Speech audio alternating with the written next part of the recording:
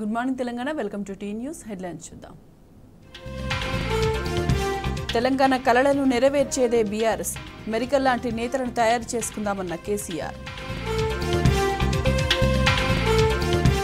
ఎర్రవల్లికి పోటెత్తిన జనం, రెట్టించిన ఉత్సాహంతో పనిచేద్దామని కేసీఆర్ పిలుపు.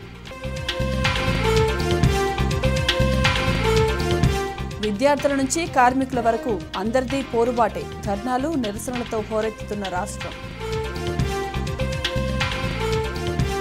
హైదరాబాద్లో రియల్ ఢమాల్. 3 నెలలుగా పడిపోయిన ఇండ్ల అమ్మకాలు.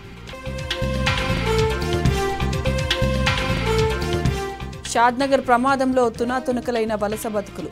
5 మృతి, పలువురికి గాయాలు. T20 వరల్డ్ కప్ ఫైనల్ పోరుకు సర్వం సిద్ధం. భారత్, సౌత్ ఆఫ్రికా మధ్య రసవత్తర పోరు.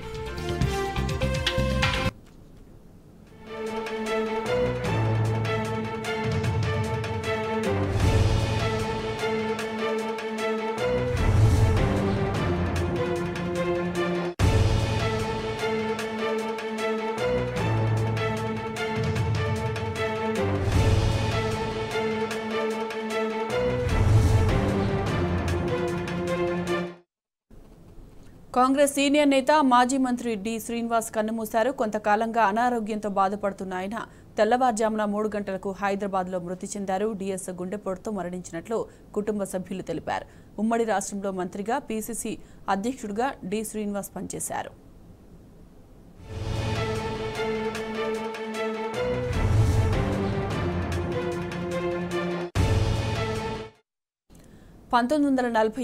సెప్టెంబర్ 27న నిజామాబాద్లో జన్మించిన డి శ్రీనివాస్ మొదట యువజన కాంగ్రెస్లో పనిచేశారు. ఆ తర్వాత 1989, 99, 2004లో 3 సార్లు ఎమ్మెల్యేగా గెలిచారు. ఉమ్మడి రాష్ట్రంలో మంత్రిగా, పీసీసీ అధ్యక్షుడిగా పనిచేశారు. 2004లో కాంగ్రెస్ అధికారంలోకి రావడంలో కీలక పాత్ర పోషించారు. టీఆర్ఎస్, కాంగ్రెస్ పొత్తు కుదుర్చడంలో ముఖ్య భూమిక ఆయనదే. సోనియా గాంధీ వీర విధేయుడుగా ఆయన గుర్తింపు పొందారు. బలమైన తెలంగాణవాదిగా ముద్రపడ్డ డిఎస్ తెలంగాణ రాష్ట్రం కోసం హైకమాండ్ ముందు బలమైన వాదనలు వినిపించారు.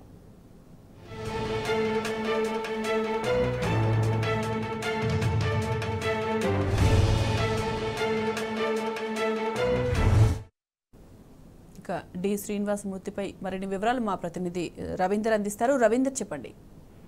డి శ్రీనివాస్ బలమైన నేత. దాదాపుగా అనేక పర్యాయాలుగా 56 సంవత్సరాల సుదీర్ఘ రాజకీయ నేతగా, అంచెలంచెలుగా ఒక బీసీ సామాజిక వర్గం, మున్నూరు కాపు సామాజిక వర్గానికి చెందిన నేత అయినటువంటి డి శ్రీనివాస్ సుదీర్ఘ రాజకీయ అనుభవం ఉన్న వ్యక్తిగా అంచెలంచెలుగా పీసీసీ స్థాయి వరకు ఎదిగారు.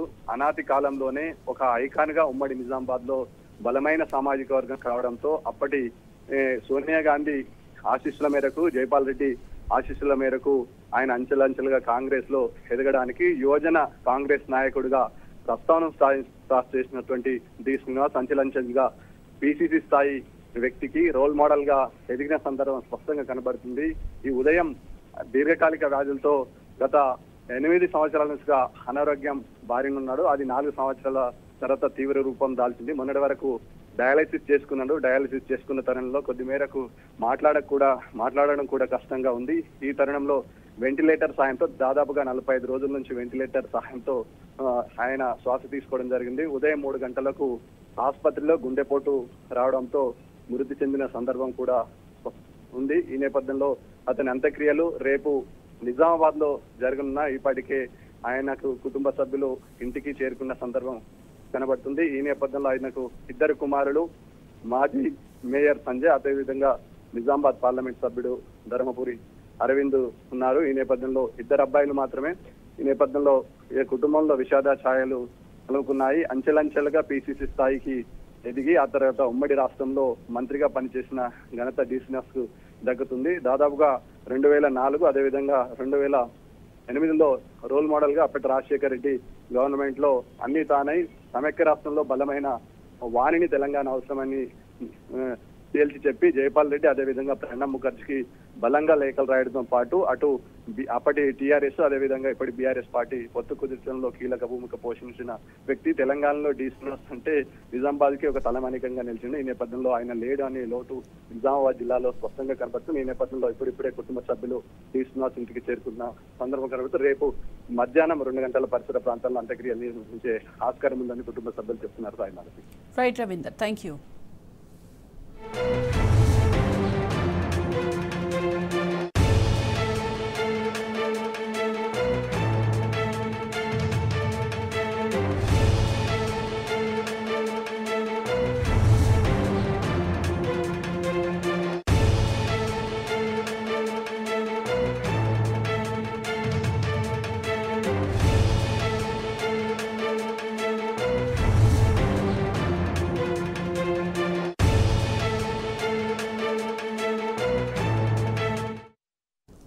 కాంగ్రెస్ సీనియర్ నేత మాజీ మంత్రి డి శ్రీనివాస్ కన్నుమూశారు. కొంతకాలంగా అనారోగ్యంతో బాధపడుతున్న ఆయన తెల్లవారుజామున 3 గంటలకు హైదరాబాద్లో మృతి చెందారు.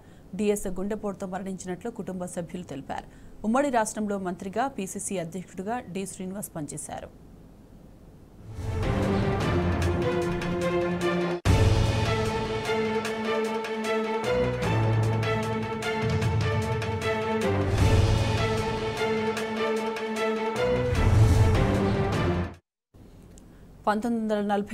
సెప్టెంబర్ 27న నిజామాబాద్లో జన్మించిన డి శ్రీనివాస్ మొదట యువజన కాంగ్రెస్లో పనిచేశారు. ఆ తర్వాత 1989, 99, 2004లో 3 సార్లు ఎమ్మెల్యేగా గెలిచారు. ఉమ్మడి రాష్ట్రంలో మంత్రిగా, పీసీసీ అధ్యక్షుడిగా పనిచేశారు. 2004లో కాంగ్రెస్ అధికారంలోకి రావడంలో కీలక పాత్ర పోషించారు. టీఆర్ఎస్ కాంగ్రెస్ పొత్తు కుదర్చడంలో ముఖ్య భూమిక ఆయనదే. సోనియా గాంధీ వీర విధేయుడుగా ఆయన గుర్తింపు పొందారు. బలమైన తెలంగాణవాదిగా ముద్రపడ్డ డిఎస్ తెలంగాణ రాష్ట్రం కోసం హైకమాండ్ ముందు బలమైన వాదనలు వినిపించారు. ఇక ఇదే అంశానికి సంబంధించి పూర్తి డీటెయిల్స్ మా ప్రతినిధి భాస్కర్ అందిస్తారు. భాస్కర్,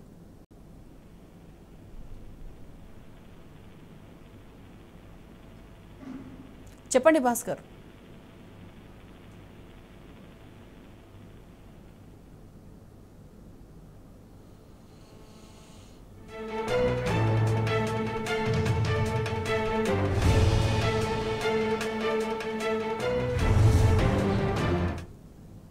ఇక డిఎస్ మృతికి సంబంధించిన పూర్తి డీటెయిల్స్ మా ప్రతినిధి భాస్కర్ అందిస్తారు. భాస్కర్, మాజీ మంత్రి ధర్మపురి శ్రీనివాస్ కన్నుమూశారు. గత కొంతకాలంగా అనారోగ్యంతో బాధపడుతున్న ఆయన తెల్లవారుజామున 3 గంటలకు గుండెపోటుతో తుదిశ్వాస విడిచినట్లుగా కుటుంబ సభ్యులు తెలిపారు. డి శ్రీనివాస్ ఉమ్మడి ఏపీలో మంత్రిగా, ఎంపీగా, పీసీసీ అధ్యక్షుడిగా పనిచేశారు. ప్రస్తుతం ఆయన రెండో కుమారుడు ధర్మపురి అరవింద్ నిజామాబాద్ ఎంపీగా ఉన్నారు. పెద్ద కుమారుడు సంజయ్ గతంలో నిజామాబాద్ మేయర్గా కూడా పనిచేశారు. 1989, 99, 2004లో 3 సార్లు నిజామాబాద్ నుంచి ఎమ్మెల్యేగా ఎన్నికైన ఆయన కాంగ్రెస్ అధిష్టానంతో మంచి రిలేషన్షిప్ మెయింటైన్ చేశారు. 2 కొడుకులు కూడా రాజకీయాల్లో ఉండటంతో పాటు ఆయనకు వ్యాపారాలు కూడా ఉన్నాయి. అవి మొత్తం 2 కుమారులు చూస్తా ఉన్నారు. గతంలో టీఆర్ఎస్ గా ఉన్నటువంటి సందర్భంలో అప్పుడు టీఆర్ఎస్ హయాంలో కాంగ్రెస్ నుంచి తెలంగాణ సాధించడంలో ఆయన కేసీఆర్ గారు చేసినటువంటి పనిని చూసి ఆయన బీఆర్ఎస్ లోకి రావడం జరిగింది. ఆ తర్వాత ఆయనకు ఉన్నటువంటి రాజకీయ అనుభవాన్ని దృష్టిలో పెట్టుకుని బీఆర్ఎస్ అధినేత కేసీఆర్ కూడా ఆయనకు రాజ్యసభ సభ్యుడిగా ఎన్నిక చేయడం జరిగింది. ఇక ఆ తర్వాత కాంగ్రెస్ తో తెలంగాణ రాష్ట్రం ఏర్పడడం కోసం కాంగ్రెస్ తో అనేక సంప్రదింపులు టీఆర్ఎస్ కు కాంగ్రెస్ కు కలిపి ఆయన చేయడంలో కీలక పాత్ర వహించడం చెప్పడంలో అతిశయోక్తి లేదు. బీసీల నుంచి వచ్చినటువంటి గొప్ప లీడర్ రాజశేఖర్ రెడ్డి స్థాయి అంతటువంటి వ్యక్తి. ఇప్పటికప్పుడు రాష్ట్రంలో 2 అటు ఆంధ్ర రాయలసీమ నుంచి రాజశేఖర్ రెడ్డి ముఖ్యమంత్రి అయినప్పటికీ షాడో ముఖ్యమంత్రిగా కూడా ఆయన పనిచేశారు. రాజశేఖర్ రెడ్డి హయాంలో పంచాయతీరాజ్ గ్రామీణాభివృద్ధి శాఖ మంత్రిగా కూడా పనిచేశారు. పీసీసీ ప్రెసిడెంట్ గా కూడా ఉన్నారు. 2004 నుంచి 2010 వరకు ఆయన పీసీసీ ప్రెసిడెంట్ గా కూడా కొనసాగారు. ఆ తర్వాత 2 కుమారులు కూడా రాజకీయంలోకి వచ్చిన తర్వాత వయస్సు రీత్యా ఆయనకు ఆరోగ్యం సహకరించకపోవడంతో రాజకీయాల నుంచి దూరంగా ఉందామనుకున్నారు. కానీ అప్పటికే తెలంగాణ ఉద్యమంలో కాంగ్రెస్ తో టీఆర్ఎస్ తో పొత్తు కుదుర్చడం కావచ్చు, తెలంగాణ టీఆర్ఎస్ వల్లనే సాధ్యమవుతుందని ఆయన నమ్మి టీఆర్ఎస్ లోకి రావడం, మాజీ ముఖ్యమంత్రి కేసీఆర్ చేసినటువంటి విధానాలను ఆయన నచ్చడంతో రావడంతో ఆయన టీఆర్ఎస్ పార్టీ రాజ్యసభ కూడా అవకాశం కల్పించింది. కొద్దిసేపటి క్రితమే ఆయన తన నివాసంలో కన్నుమూసినట్టుగా ఇద్దరు కుమారులు చెప్పడం జరిగింది. మరి కాసేపట్లో ఆయనకు సంబంధించినటువంటి ఆయన పార్థివ దేహం ఎక్కడ ఉంటుంది, ఆయనకు సంబంధించినటువంటి చివరి క్రిమేషన్ ఎక్కడ జరుగుతున్నటువంటిది వాళ్ళు క్లారిటీ ఇచ్చే అవకాశం కనిపిస్తా ఉంది. Right Bhaskar, thank you.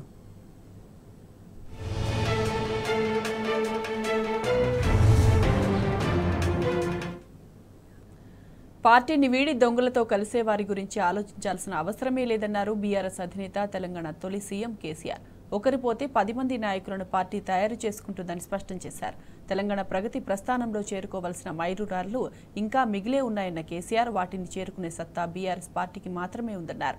Erravelli నివాసంలో తనను కలవడానికి వచ్చిన కార్యకర్తలకు అధినేత భరోసానిచ్చారు. ప్రజల ఆకాంక్షలను నెరవేర్చడానికి కంకణబద్ధులమై పనిచేద్దామని పిలుపునిచ్చారు.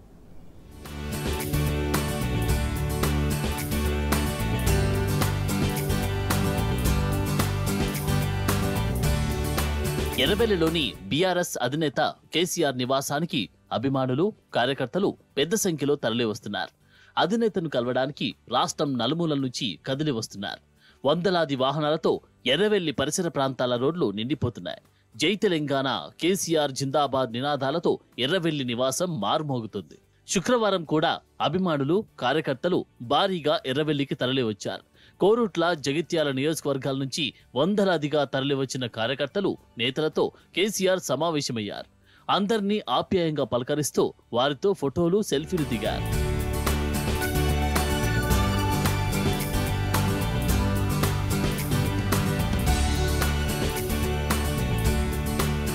సమైక్యవాదులతో కలబడి నిలబడి అత్యంత కష్టతరమైన తెలంగాణ రాష్ట్రాన్ని సాధించిన పార్టీ బీఆర్ఎస్ అని కేసీఆర్ చెప్పారు. అలాంటి పార్టీకి ప్రస్తుతం నెలకొన్న పరిస్థితులు ఒక లెక్కే కాదని స్పష్టం చేశారు.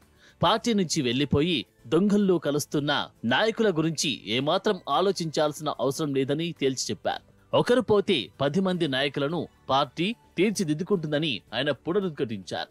తెలంగాణ ప్రగతి ప్రస్థానంలో చేరుకోవాల్సిన మైలురాళ్లు ఇంకా చాలా మిగిలి ఉన్నాయని తెలంగాణ తొలి ముఖ్యమంత్రి స్పష్టం చేశారు. తెలంగాణ ప్రజల ఆకాంక్షలను, కలలను నెరవేర్చగలిగే అవగాహన బీఆర్ఎస్ పార్టీకి మాత్రమే ఉందని అన్నారు. తెలంగాణ ఆత్మను అర్థం చేసుకుంటూ సమస్యల లోతును పట్టుకోగలిగి పరిష్కరించగలిగే సత్తా, ఉద్యమాన్ని నడిపి రాష్ట్రాన్ని సాధించిన బీఆర్ఎస్ కు మాత్రమే ఉందని కేసీఆర్ వివరించారు.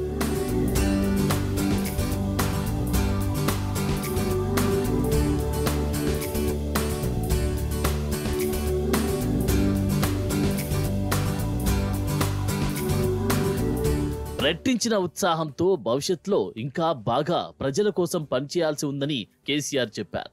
ప్రజలు అవకాశమిస్తే గత 10 ఏళ్లు చిత్తశుద్ధితో రాజీ పడకుండా ఉద్యమ ఆకాంక్షల సాధన దిశగా పనిచేశామని తెలిపారు.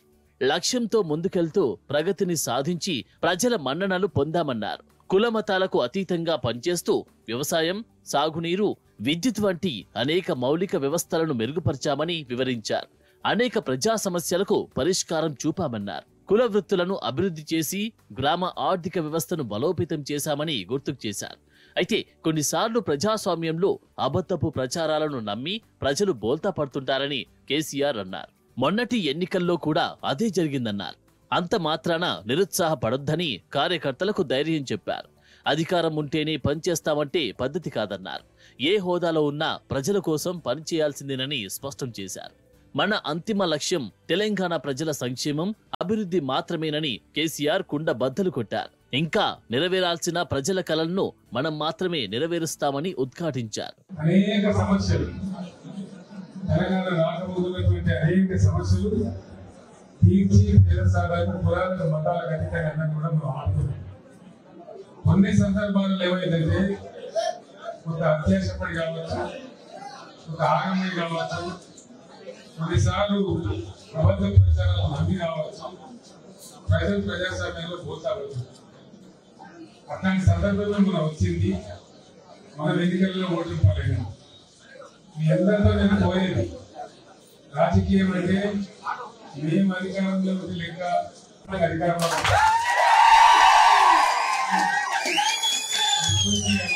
అవసరం లేదు.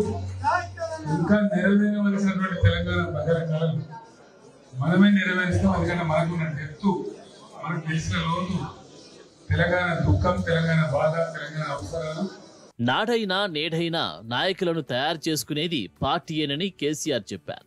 మొన్న జగిత్యాల నుంచి ఒక ఆయన పోయి దొంగల్లో కలిసిందన్న కేసీఆర్ అయినా బాధపడేది ఏమీ లేదని తేల్చి చెప్పారు. ఆయనను తయారు చేసింది బీఆర్ఎస్ పార్టీయే అని స్పష్టం చేశారు. అంతకన్నా మెరుగైన నాయకత్వాన్ని పార్టీ తయారు చేసుకుంటుందని చెప్పారు. Korutla MLA doctor K Sanjay Kumar ఒక పక్క డాక్టర్గా మరో పక్క ఎమ్మెల్యేగా ప్రజాసేవలు అందిస్తూ ప్రజల మన్నలను పొందుతున్నారని కేసీఆర్ అభినందించారు. మీ అందరితో కూడా నేను కోరేది దయచేసి మంచిగా నిబద్ధతతో ధైర్యంగా ఎక్కడ వాళ్ళు అక్కడ పనిచేయండి. మీ కోరుట్ల వాళ్ళకైతే మంచి డైనమిక్ ఎమ్మెల్యే ఉన్నారు. ఆయన డాక్టర్ పని ఈ పని ఆ పని కలిసి చేస్తారు. సరే జగిత్యాల ఒక ఆయన పోయి దొంగలు కలిసిపోయాడు కదా, మనం ఆయన సృష్టించాడు. మన సొంతంలోనే మళ్ళీ ఒక బుల్లెట్ తయారు చేసుకొని కొట్టడం దానికి ఇబ్బంది లేదు. అది ప్రజలు కూడా నిర్ణయం చేస్తారు టైం వచ్చినప్పుడు. కాబట్టి మనం ఏం తొందరపడే అవసరం లేదు. మనం ఉద్యమమే చేసిన వాళ్ళు ఆనాడు ఎవడున్నాడు మనకు. మన జై తెలంగాణ 2001 నుంచి మొదలు పెట్టిపోతే మనకి ఎమ్మెల్యే ఉన్నాడా, ఎంపీ ఉన్నాడా, ఎవడైనా మంత్రి ఉన్నాడా, ఎవడు లేడు కదా. ఈ కార్యక్రమంలో మాజీ మంత్రి సిరిసిల్ల ఎమ్మెల్యే కేటీఆర్, మాజీ మంత్రి MLA Prashant Reddy, Korutla MLA doctor Sanjay, MLA Kaushik Reddy, మాజీ ఎమ్మెల్యేలు బాల్క సుమన్, జీవన్ రెడ్డి, జాచాల సురేందర్, గంప గోవర్ధన్, హన్మత్ షిండే, పార్టీ నేత L Ramana, Jagtial ZP chairman Vasantha Suresh, Peddapalli BRS నేత ఉషా తదితరులు పాల్గొన్నారు. అంతకుముందు ఉమ్మడి నిజామాబాద్ జిల్లా నేతలతో కేసీఆర్ ప్రత్యేకంగా సమావేశమయ్యారు. పార్టీ బలోపేతంపై వారితో చర్చించారు.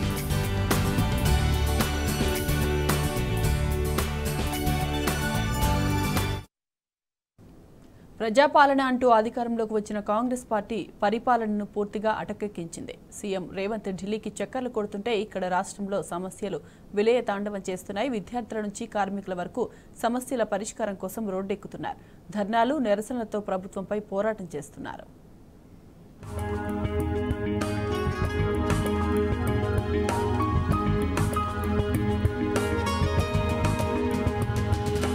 ధర్నాలు, నిరసనలు, ర్యాలీలతో రాష్ట్రం అట్టడుకుతుంది. పరిపాలనను గాలికొదిలేసిన కాంగ్రెస్ సర్కార్పై అన్ని వర్గాల ప్రజలు కన్నెర చేస్తున్నారు. సమస్యలు పరిష్కరించాలని డిమాండ్ చేస్తున్నారు. హైదరాబాద్ లకిడికాపూర్లోని విద్యాశాఖ కమిషనర్ కార్యాలయం ఎదుట విద్యార్థులు ధర్నా చేశారు. ప్రభుత్వ పాఠశాలల్లో ఉన్న సమస్యలు పరిష్కరించాలని డిమాండ్ చేస్తూ విద్యాశాఖ కార్యాలయాన్ని ముట్టడించారు. కార్యాలయంలోకి వెళ్లేందుకు ప్రయత్నించిన విద్యార్థి నాయకులను పోలీసులు అడ్డుకొని అరెస్టు చేశారు. ఈ క్రమంలో ఏబీవీపీ నాయకులు, పోలీసుల మధ్య తోపులాట జరిగింది. కార్పొరేట్, ప్రైవేటు పాఠశాలల యాజమాన్యాలు లక్షల రూపాయలు ఫీజులు దండుకుంటున్నా అధికారులు పట్టించుకోవడం లేదని విద్యార్థులు మండిపడ్డారు.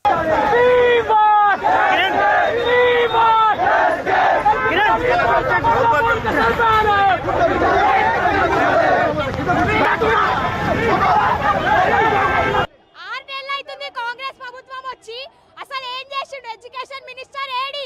స్కూల్ వాళ్ళకి ఏం చేస్తున్నారు? పిల్లలకి అసలు పుస్తకాలు లేవు, ఏం లేవు, చక్కగా ఫ్యాకల్టీ లేదు.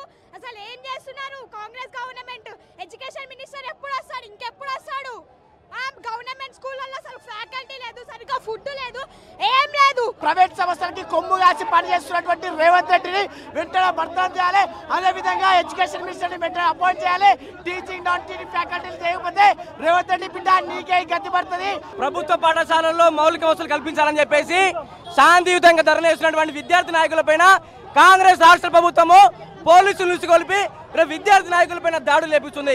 అయ్యా మేము ఏమడిగినాము? ప్రభుత్వ పాఠశాలల్లో మౌలిక వసతులు కల్పించాలి.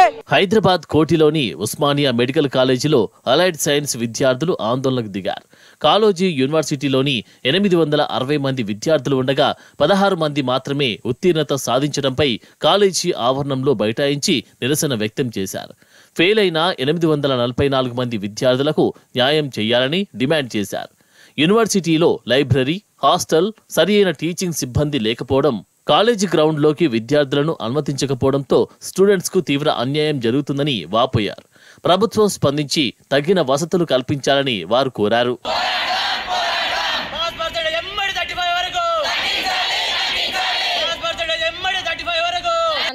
Allied health sciences students. మా వెబ్సైట్ మాకు ఈ కోర్స్ అన్నది కాళోజీ నారాయణరావు యూనివర్సిటీ నుంచి రిలీజ్ చేశారు. ఈ ఇయర్లో 860 మెంబర్స్ ఎగ్జామ్స్ రాస్తే ఓన్లీ 16 to 25 మెంబర్స్ని పాస్ చేశారు. అలా ఎలా జరుగుతుంది? 900 మార్క్స్ వచ్చిన వాళ్ళు ఇప్పుడు ఒకేసారి ఇంతమంది ఫెయిల్ అవడానికి కారణం ఏంటి? యూనివర్సిటీయే కారణం. మాకు తెలిసినంత వరకు యూనివర్సిటీయే కారణం. భద్రాద్రి కొత్తగూడెం జిల్లా కొత్తగూడెం ప్రభుత్వ ఆసుపత్రిలో డాక్టర్లు ఆందోళనకు దిగారు. ఆసుపత్రిలో మౌలిక వసతులు కల్పించాలని డిమాండ్ చేశారు. అధికారుల తీరును నిరసిస్తూ నల్ల బ్యాడ్జీలతో నిరసన చేపట్టారు. ప్రభుత్వ ఆసుపత్రి డాక్టర్లపై అజమాయిషీ చేసేందుకు తక్కువ స్థాయి వ్యక్తిని నియమించడాన్ని వ్యతిరేకించారు. వెంటనే కలెక్టర్ జారీ చేసిన జీవోని వెనక్కి తీసుకోవాలని డిమాండ్ చేశారు. ఉన్న కలెక్టర్ గారు మెడికల్ కాలేజీ అండ్ పర్టికులర్గా హాస్పిటల్ మీద మానిటరింగ్ అంటే వేరే వ్యక్తుల్ని వాళ్ళ కలెక్టరేట్కి సంబంధించిన వాళ్ళు కానీ రెవెన్యూ సంబంధించిన వ్యక్తుల్ని ఇక్కడికి వచ్చి డైలీ ఒకళ్ళు వచ్చి ఇక్కడ హాస్పిటల్ మానిటరింగ్ చేయడం కోసం మా ప్రిన్సిపాల్ గారు ఉన్నారు అండ్ వాళ్ళపైన డిఎంఈ గారు ఉన్నారు, వాళ్ళపైన హెల్త్ సెక్రటరీ గారు ఉన్నారు. సో ఇంతమంది ఇంత 4 టైర్ వ్యవస్థ ఉండగా మళ్ళీ వీళ్ళు వచ్చి మధ్యలో దూరి మేము మీ మీద మానిటర్ చేస్తాము, మీ పనితీరులు మేము పర్యవేక్షిస్తాం అనుకోని సరికాదు. భద్రాద్రి కొత్తగూడెం జిల్లా ఇల్లందు మున్సిపాలిటీలో పెండింగ్ వేతనాల కోసం పారిశుద్ధ్య కార్మికులు చేస్తున్న ధర్నా 2వ రోజుకు చేరింది. పీఎఫ్, ఏరియర్స్, మేడే కానుక, పాత బకాయిలను వెంటనే చెల్లించాలని మున్సిపల్ కార్యాలయం ముందు ఐఎఫ్టియు, సిఐటియు ఆధ్వర్యంలో ఆందోళన చేశారు. పారిశుద్ధ్య కార్మికుల గురించి అధికారులు పట్టించుకోవడం లేదని వాపోతున్నారు. మున్సిపాలిటీలో జరుగుతున్న అవినీతిపై కలెక్టర్ విచారణ చేయించాలని డిమాండ్ చేస్తున్నారు.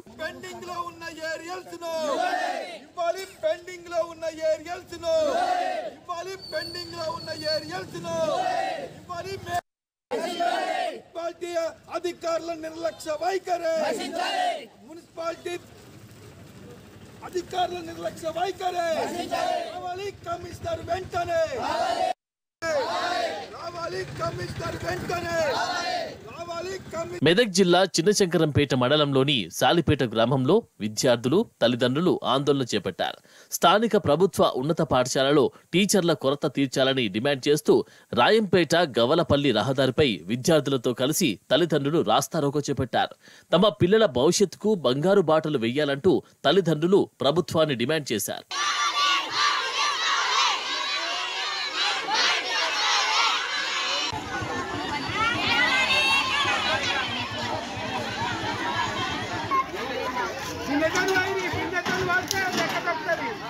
స్టూడెంట్స్, ఫార్మర్స్, ఆటో డ్రైవర్స్ ఇలా ప్రతి వర్గం తెలంగాణలో ప్రభుత్వంపై అసంతృప్తితోనే ఉన్నాయి. తాజాగా ఈ జాబితాలోకి గెస్ట్ లెక్చరర్లు చేరిపోయాయి.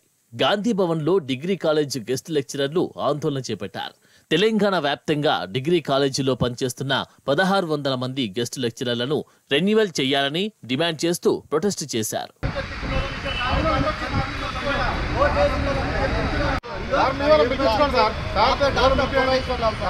డాక్టర్